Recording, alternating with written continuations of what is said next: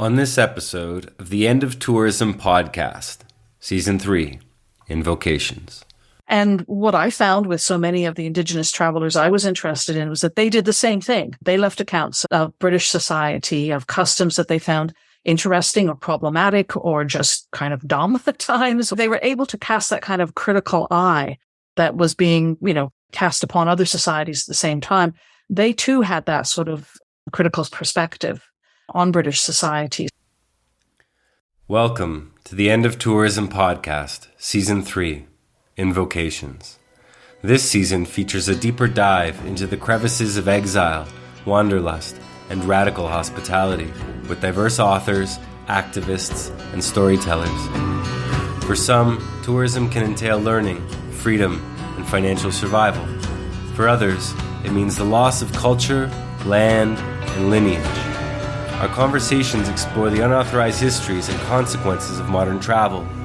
These are dispatches from the resistance.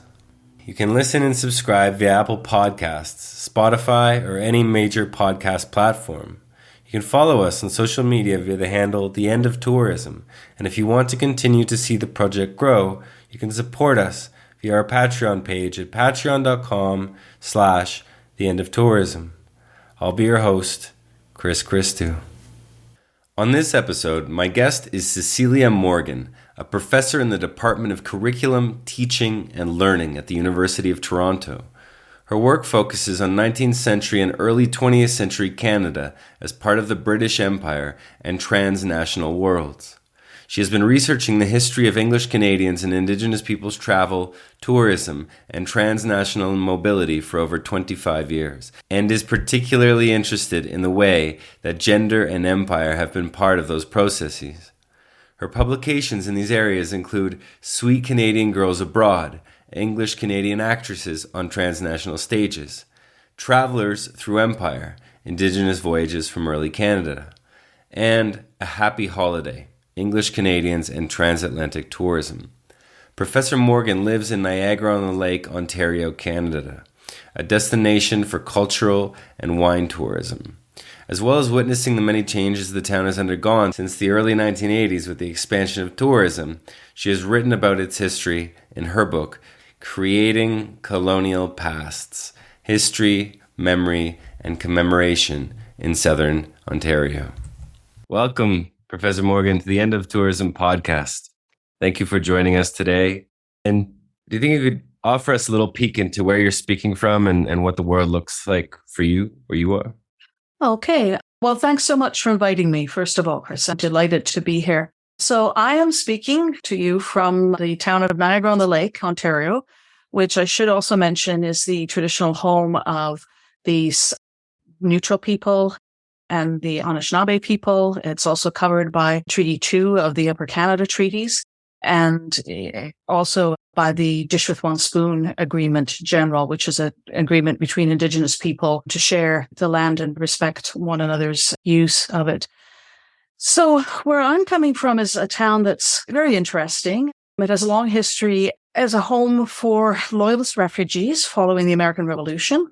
It also has a history as a place where enslaved people have lived. But I would say the other, really interesting and probably very relevant part of this town's history for this podcast is the fact that since the 1880s or so, it has been a tourist town, a place where people have come to, enjoy the lake, the natural surroundings, Regency and Victorian homes, because it has not actually been touched much by industrial activity. And today it's the home of the Shaw Festival Theatre, a lot of winery tourism, agricultural tourism. I'm still trying to figure out exactly what that term means. We just had, as everybody did, the municipal elections, and we had a number of councillors, in particular, one who was very big on the notion of agritourism. And I kept thinking, what exactly does that mean? I mean, what does that mean? Does that mean you want, are farmers going to be willing to have tourists come and stay with them, live with them, stare at them? It just gets bandied about right now as a somehow more authentic form of tourism. But I think it's also highly problematic when most of the reasons why you're able to run these farms is because of labor from other parts of the world that's being highly exploited too. So I'm sort of surrounded by tourism in the place where I live. But I've lived here since the early 1980s and came here not as a tourist, but as a performing arts worker, along with my partner, who's just retired from the Shaw Festival Theatre after working there for about 40-some years. So I would say an ambivalent relationship to the tourism that surrounds me in this place. It's supported my household. It's allowed us to actually have a home here. It's allowed me to pursue graduate work in Canadian history. But I have also seen some of the less fortunate things that it's done to this area. Yeah, I mean, that's definitely one of the enduring insights, perhaps, that comes out of this work on the pod, is that in tourist places and even outside of them, we all seem to be implicated in this industry and in this lifestyle. And so I really, really appreciate the fact that you're willing to recognize it, in part because it seems to me to have a place in your research and the way that you have come to writing about travel and tourism. And so in my research, I came across your work, including numerous books of yours, Sweet Canadian Girls Abroad, A Happy Holiday, and the book Travelers Through Empire, Indigenous Voyages from Early Canada. And it really struck me as something that I had never seen before. And frankly, not really since, although you do mention some other books in regards to the travels of Indigenous people in what we would otherwise call or have called the colonial period. Mm-hmm. I'm curious for our listeners who may not know, would you be able to offer a little bit of background on the book Travelers Through Empire and perhaps the inspiration that drove you to write it? Sure. I thought, well, one of the reasons I became so interested in that topic was that in my previous book, A Happy Holiday, which is about English Canadian travel to Britain and to Europe from 1870 to 1930, I knew that there were Indigenous people who had traveled during the latter part of the 19th century and the early 20th century. So, for example, the poet and performance artist Pauline Johnson, the writer, ethnologist, and activist John Brant-Serro, who, like Johnson, was from the Haudenosaunee community of Six Nations, and other people who were chiefs from British Columbia, for example, who had traveled to Britain to petition the Crown for redress of land and resource grievances. And I thought I would include them in that particular book. I thought they could be their own chapter, but the reviewers for my Happy Holiday book said, no, this looks like it deserves its own attention. So I left them out of that particular project because I realized they were right.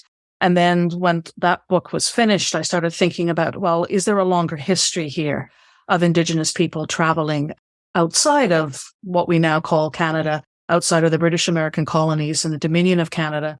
And I knew a little bit. I knew that there had been, in the early 18th century, there had been a number of Haudenosaunee chiefs who had traveled to the British royal court. I knew that Joseph Brant, one of the leaders of the Haudenosaunee during the American Revolution, had traveled to England and had been treated like a celebrity while he was there. So I just thought, let's kind of start poking around further and further. So what became clear to me was that, there was this very long history of people being mobile. And I think that, for me, that was a revelation, because I think a lot of Canadian historians maybe, but also certainly Canadians in general, we tend to think of Indigenous people as having been kind of encased and encaged by colonialism, that they lost all their ability to move, whether it's to move geographically or socially or culturally or politically. And certainly that was sort of the fate for a lot of people with the development of settler colonialism in Canada or the British American colonies in the early 19th century. Their lives became circumscribed. But what I also kept running across was the fact that that very colonial state often made it, I wouldn't say possible, but certainly necessary for people to be mobile, to go to Britain, to petition the Crown for land grievances, sometimes to go as part of a traveling troupe of entertainers, sometimes to go for missionary fundraising, which was the case of Peter Jones, who was a Anishinaabe and Methodist missionary, as well as being an Anishinaabe chief in the 1830s and 1840s. So I kept finding more and more instances of these, and I thought there are patterns here. There are sort of similarities. I mean, there's some important differences too. So individual stories were important to me, but there are also patterns as to why people went. And so at the same time, other scholars too Cole Thrush, who is a scholar at the University of British Columbia who works in Indigenous history, also has looked at London as a kind of a center for Indigenous people. In fact, his book is called Indigenous London. And, he makes a claim that at that particular city, the heart of the British Empire, the metropolitan, center, became, in his arguments, a kind of Indigenous territory as people entered into it and claimed spaces and made spaces in order to mostly to present political grievances, but also to claim, new worlds for themselves. So just as we think of Europeans claiming new worlds, however erroneous that notion is, so too did Indigenous people claim spaces in Britain during the period I'm looking at. There are also people who looked at Europe as well, but my interest was mostly in people dealing with the British Empire. So my work was kind of confined to that. In that book, I've also looked at the travels of children of the fur trade, the Northwest fur trade, from about roughly the early 1800s to about the 1870s. And these were children whose fathers, for the most part, were Scottish, a few English, who decided when they left the fur trade and were sent back to Britain to either bring their children with them, or in some cases, when they died, had their children sent to Britain for education and also to meet their British families. In some cases, those children went back to the Northwest fur trade country or to Red River. In some cases, they stayed and married British people, and in a few cases went to other parts of the British Empire. So I was sort of interested in how, colonialism has moved people around for various kinds of reasons, but sometimes that kind of movement was not always what colonial officials imagined it was going to be. Sometimes it could subvert the overall gains or overall goals and aims of colonialism. I mean, just even before reading the book, coming to it, it was kind of this light bulb is, okay, so why haven't I heard about this before? Mm-hmm. Right? What is it as a Canadian national that I either learned or was taught to think in regards to Canadian history and the level of mobility of Indigenous people in that?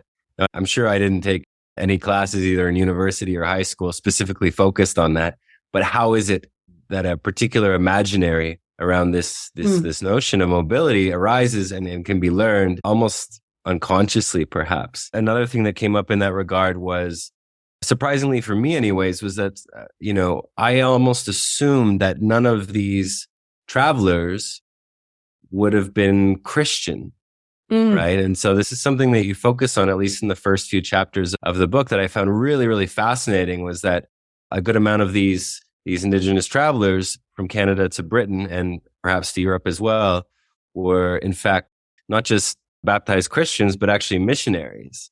And I'm wondering for you, what were some of the main differences that you noticed between those Indigenous travelers traveling overseas who are Christians and those who are not? Yeah, it's a really good question. I mean, because most of the people I looked at were, in fact, Christians. I think one of the things that Christianity did, for better or for worse, I'm not saying that this is something we need to celebrate, but it did provide literacy in English. And in some cases, the people I'm looking at, multiple generations of their families had been exposed to Christianity, but it did provide literacy in English and encouraged it to, at least to a certain extent, so that people were able to leave their own accounts. And that was actually something that guided my research. I knew that there were also people who have not left their own accounts, particularly from the 18th century. And while I find their stories very interesting, I really wanted to, I think, sort of dig down into the accounts that people had left, so that as somebody, I'm not an Indigenous historian, so those languages are not available to me, but I really wanted to discover what kind of claims were they making, what motivations did they have, and also what did they make of Europe, because they left, in some cases, travelogues, very much like people, contemporaries at the time who were going off to places in Asia and Africa or other parts of North America or South America, who were also writing travelogues about the people they had seen and the places they'd been, and, sort of ethnographies of various customs. And what I found with so many of the Indigenous travelers I was interested in was that they did the same thing. They left accounts of British society, of customs that they found interesting or problematic or just kind of dumb at times, or, they were able to cast that kind of critical eye that was being, cast upon other societies at the same time. They too had that sort of critical perspective on British society. So, and Christianity was part of the reason why they were able to do that. And two, I think for some of the people in the 1830s and 40s that I looked at, this is a moment in which various societies in Britain, this group called the Aborigines Protection Society, other missionary groups, abolitionist societies, were becoming quite concerned about the plight, as they called it, of Indigenous people in settler colonies. So the violence that people were experiencing in Australia, for example, or in Tasmania, the kind of dispossession of land that many Indigenous people were experiencing. And so some of this travel was actually facilitated and assisted by these groups who felt that it was important both for the British Crown to hear these appeals and also for the British public to become aware of the things that were happening in colonies that were being set up under their name, so to speak. So some of these humanitarian organizations also helped people get to England.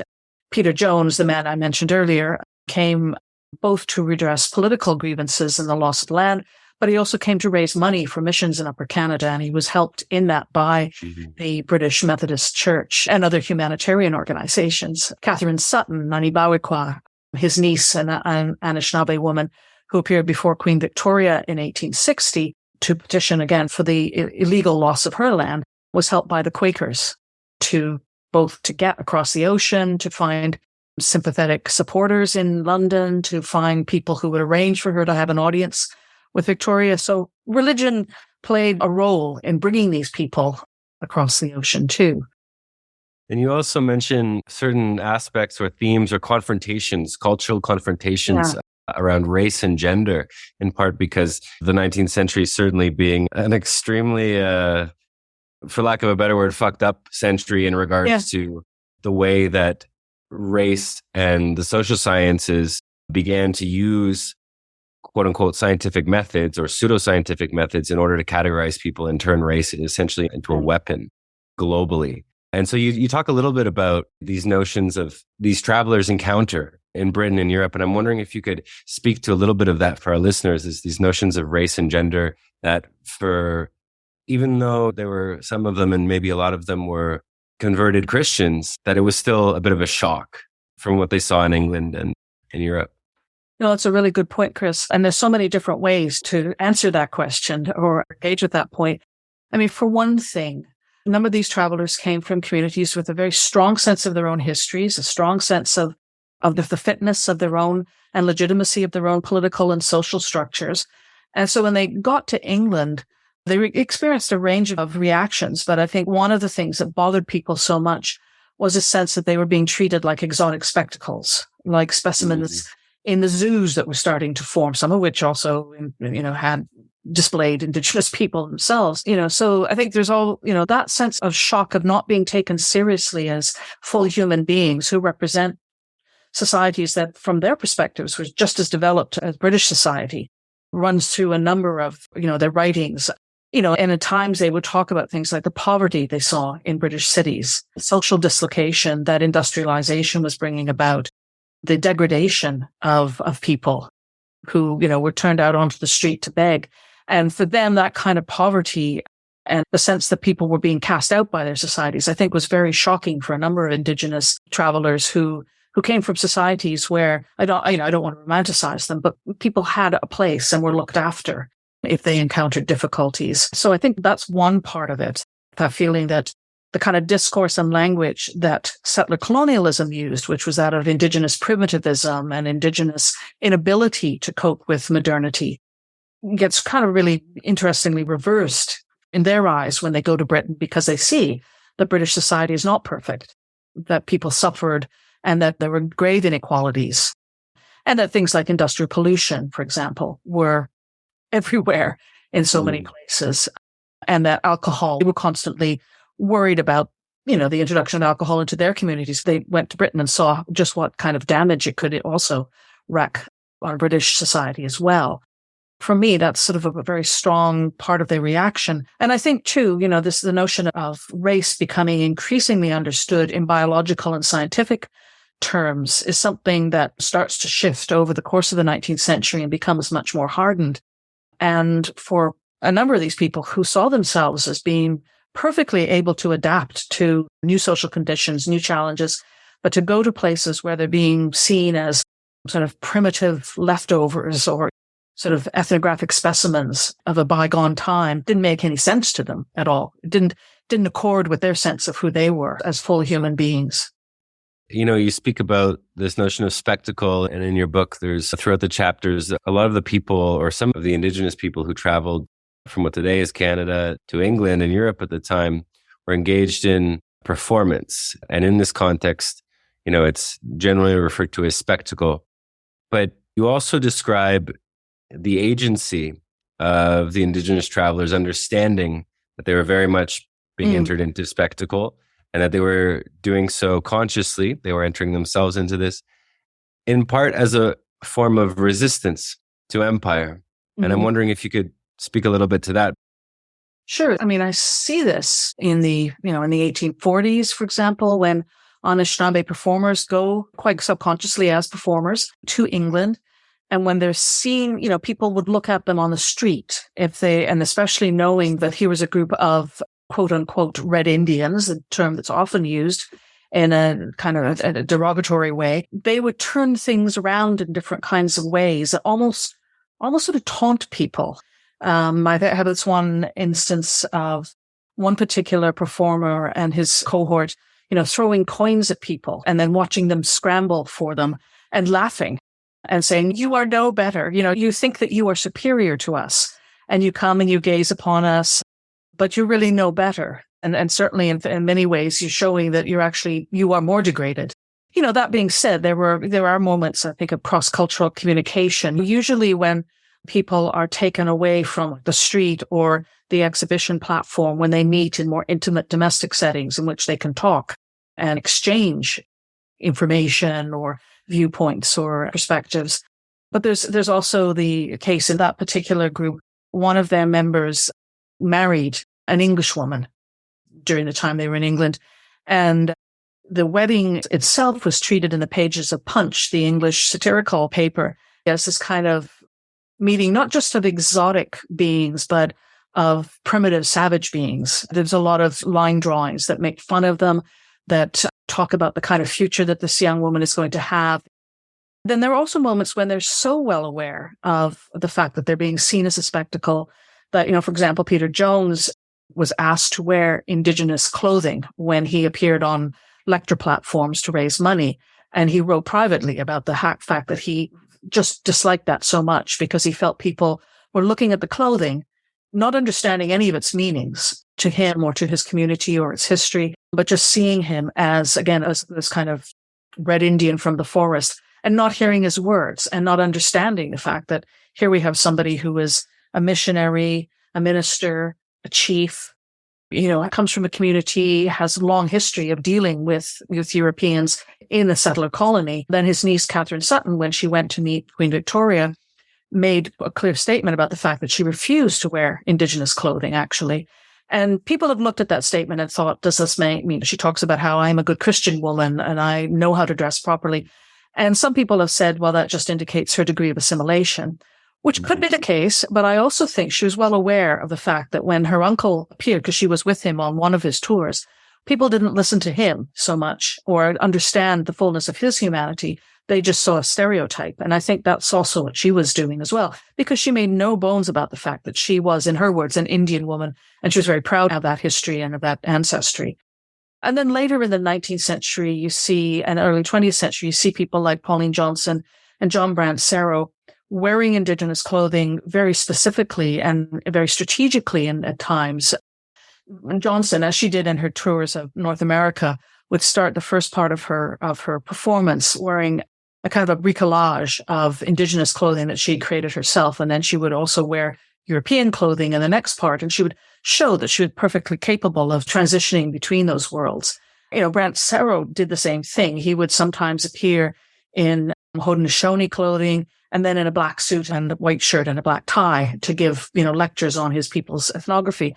And I think too, it's saying to people, I can move between these two communities. And it's not that I'm conflicted, but I can claim these things and they're all part of me. They're not, I'm not one thing or another. I mean, again, I think, these things are always complicated, but I think these are political statements that people were making. I mean, Brent Serow appeared in Folkestone in southern England as part of a male beauty pageant wearing his Indigenous clothing, but he did not win. He came in second to another man. But I think it's also partly too, for him, there's this whole discourse of the vanishing Indian that is created at least in the early 19th century, if not earlier, and then picks up legs and really has a lot of purchase for people. So there's, people think that yes, there are Indigenous people around, but their culture is gone. It's been steamrolled over by this sort of superior white civilization.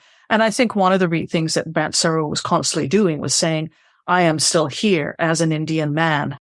But that doesn't mean that I also don't know how to maneuver and manipulate and strategize my way through European society as well.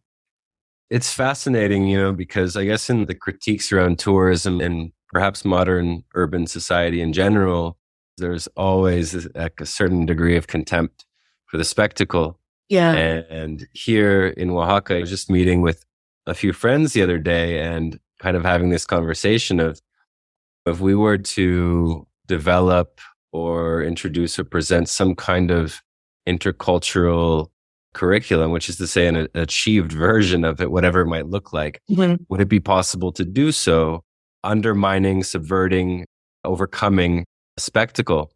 And at the end of the conversation, we didn't really have a strong answer, because how do you escape something that you're inside of? And I guess that maybe brings me to my next question in regards to these notions of spectacle that these Indigenous travelers were entered into consciously.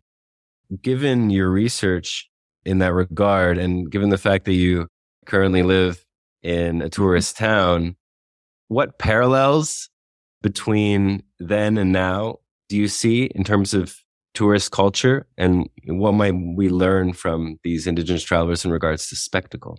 It's a really good question. And it is one I thought about a lot, and especially in writing the latter part of the book, because spectacle by that point had become such an entrenched part of imperialism's display to itself and to others.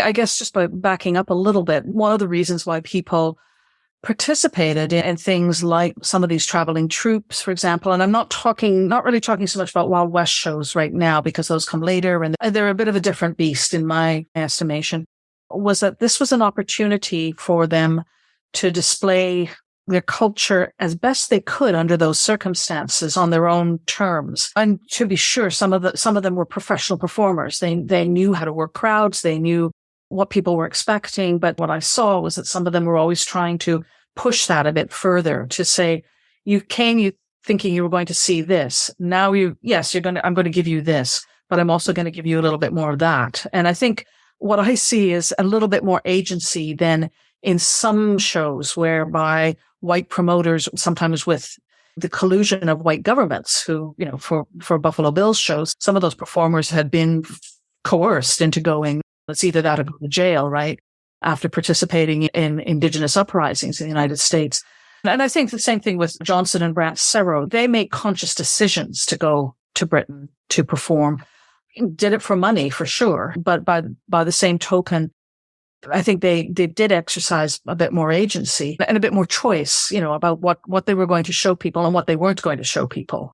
And I get hints of that in newspaper interviews when they kind of push or pull away from some of the reporters' questions that are more obtrusive, just generally ruder. But you're quite right. It is so hard to move away from, because we've also inherited this, right? It's like living within capitalism for the most part, whether we like it or not, and have to figure out how to deal with that. I think today, what I see happening, and I know there are people who are better versed, more expert in the area of Indigenous tourism than I am, but from what I see across Canada is that more communities are engaging in tourism in ways that they feel they control a lot more. So they bring people in to their communities under their terms. And sometimes I know they have done this because people were wandering into their communities quite rudely, without respect. And it's also, not to be too naive about this, it's also a way of making money that you can control. You can't move away entirely from all the kind of stereotypes and tropes, that I think have shaped our experiences of tourism in the last 200 years. But I think what I am interested in as a historian is like people trying to carve out these spaces for themselves in which their representations are not completely predetermined by others. And then there's another interesting question of audience reception too, right? What do audiences take away? It's so tricky. And for a historian, it's so hard to know unless you get firsthand accounts. I mean, my other work is in sort of the history of performing arts, and it is almost impossible at times unless you're lucky enough to stumble across things like caches of fan mail or, correspondence with performers. But sometimes you get hints, because often what you're also working with too are newspaper accounts. And sometimes you get hints that audiences saw things a little differently than the messages that they thought they were going to receive. Well, actually, that leads me to my next question. It seems that much of the raw material for Travelers Through Empire came from firsthand sources of travel writing, travel logs, I should say, of Indigenous travelers, while another book of yours, Sweet Canadian Girls Abroad, focuses on the travels of performing sweet girls.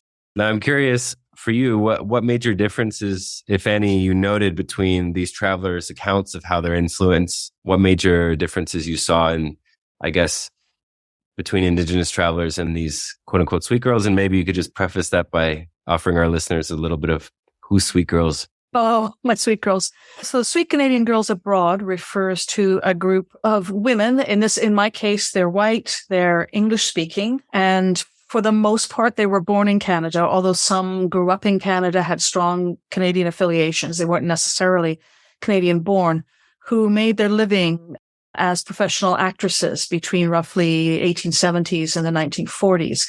Most of these women performed in the United States. A small, but I think significant minority also went to Britain and, again, made their living performing in Britain. A few of them not only toured the United States extensively and also Canada, but they also went to Australia and New Zealand. That's a small group, but I think an interesting group.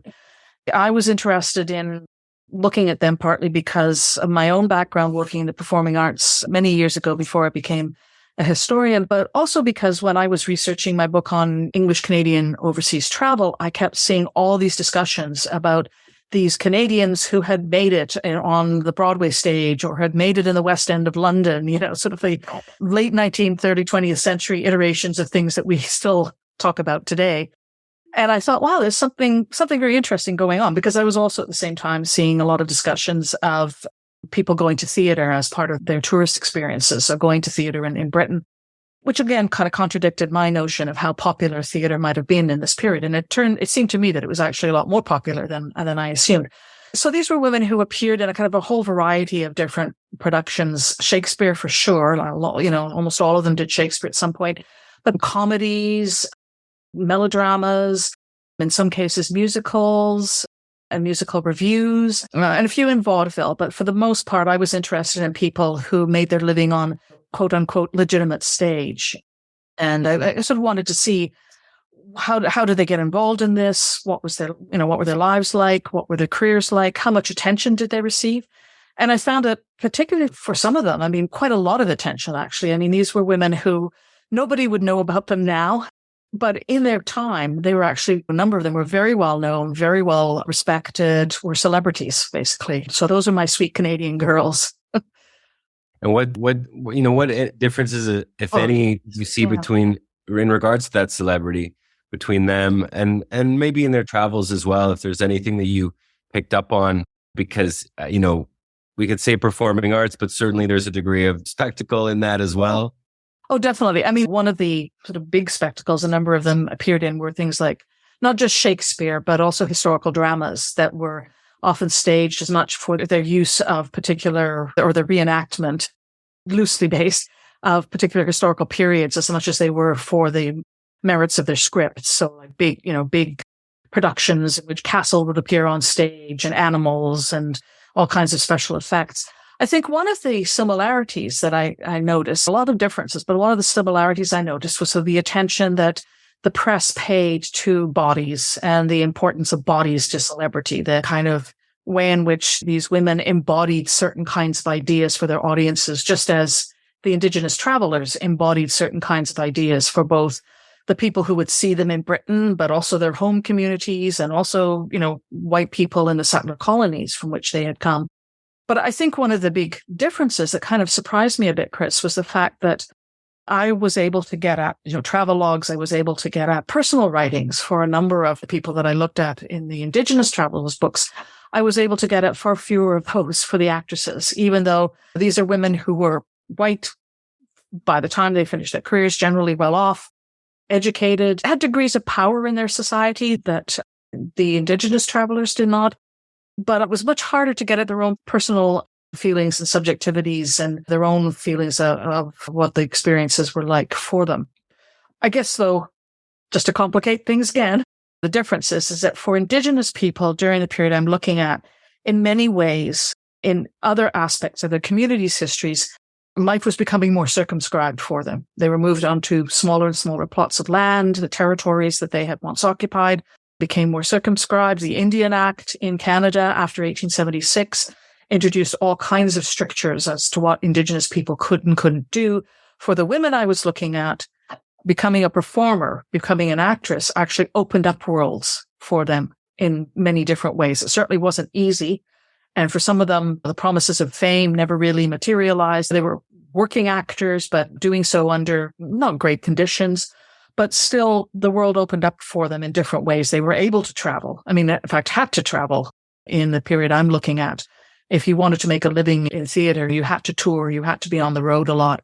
As I discuss in the book, for some, that also opened up the possibility of being a tourist as well. And some of them actually wrote about their experiences of being on a train, looking at scenery, going to places like Hawaii and commenting on Indigenous people there or Indigenous people in Australia or, visiting places and seeing people that they never would have seen had they stayed in the town or the city they were born in.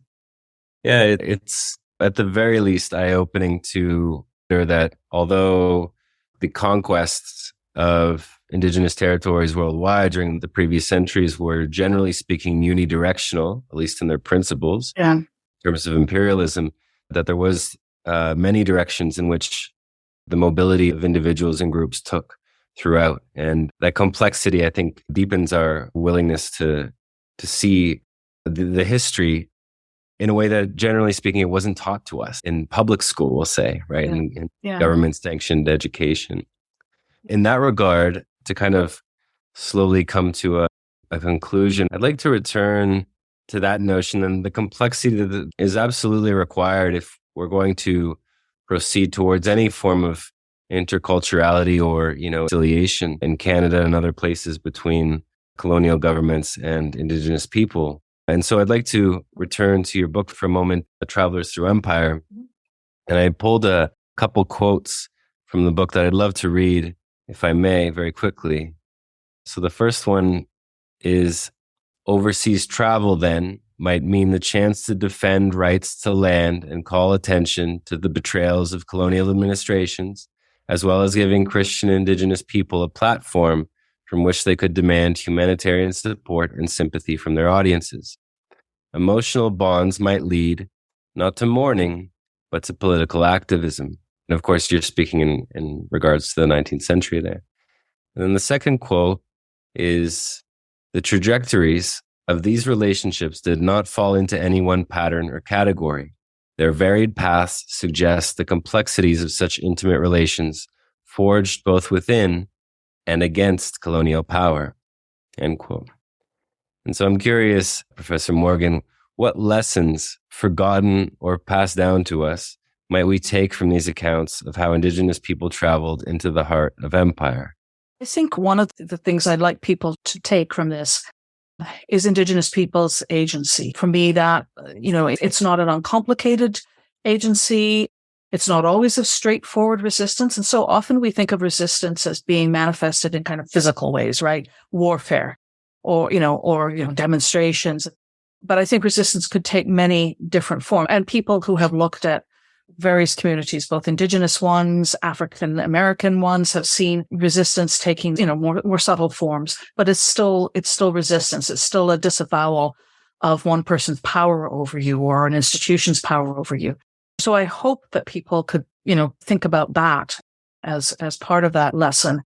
And it's a resistance that's produced within colonialism. I don't want to be, again, to sound naive or let people think that this is somehow taking place outside of the structures and strictures of colonialism. It's something that's come about because of things that colonists have done.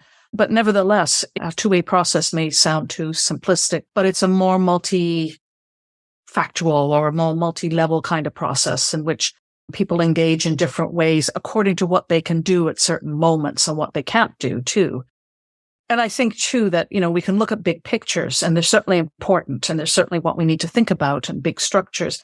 But I think we also need to recognize how human beings have engaged with those structures, and that it's not always as simple and as straightforward as we might think. And so that's my point about not thinking of this only under the kind of the emotional terms of mourning, but recognizing that certainly people were mourning things at times and calling their audience's attention to things that they had lost because of colonialism. But at the same time, they were also remaking and reshaping. And I think that needs to be part of our understanding of the period too. For me, it's not an either or kind of situation. But I think if we can take that theme of agency exercised in different kinds of more subtle ways, as well as the big obvious ways, then I think we understand the past a lot better. And I think it also stops us from feeling both sort of mourning ourselves, but also avoiding something that the sort of very influential English historian E.P. Thompson talks about, which is the kind of condescension of the present towards the past. That people in the past were just as complicated as we are today, and struggling, maybe not exactly with the same kinds of things, but struggling with questions that are not that dissimilar. I mean, I can say that I think with some ease because I studied the 19th century, and so much of what we deal with today has its roots in some way, shape, or form, I think, in the 19th century. Yeah, it's just some little breadcrumbs for steps forward in this kind of way of reshaping our approach to the past, to the present, and, to what we would otherwise want to make of it. Yeah. I mean, and I love studying the past for all kinds of reasons. I mean, one of the reasons is that, having said that, yes, so much of what we deal with is rooted in that 19th century, but so much of the 19th century is also different from us. And that also fascinates me. But something that I hope I convey to my students all the time is that simply because things were, this is maybe simplistic, but simply because things were a certain way in the past doesn't mean that people didn't question them then, and doesn't mean that we can't question them now and try to work to make them different today. I mean, I think sometimes people, when they think about the sheer weight of our histories, they become burdened by that weight and depressed by it, and they can't see that things could be different, and that there were people in the past who thought things could be different too. Beautiful. I love that. And what a gift to our listeners. So on behalf of them, for you, Cecilia, deep bow for your willingness to come on the pod and speak to some of your work and what you've been willing to put yourself to all these years. And before we depart, how might our listeners find out more about your work? How might they find Travelers Through Empire, Sweet Canadian Girls Abroad, A Happy Holiday? Okay, so my university has just redone all of our faculty website profiles. So if your listeners are interested, they can, just Google me at the University of Toronto, and they'll be able to find their way to my website profile. It's within the Department of Curriculum, Teaching and Learning. So that's another way of finding me. If you go into that website, pull up the faculty profiles, you'll find mine on that list, and they can see my profile there. But I'm so happy to be able to, come on the podcast and talk about these things. And thank you so much for inviting me, Chris. It's been a great discussion. I really enjoyed it.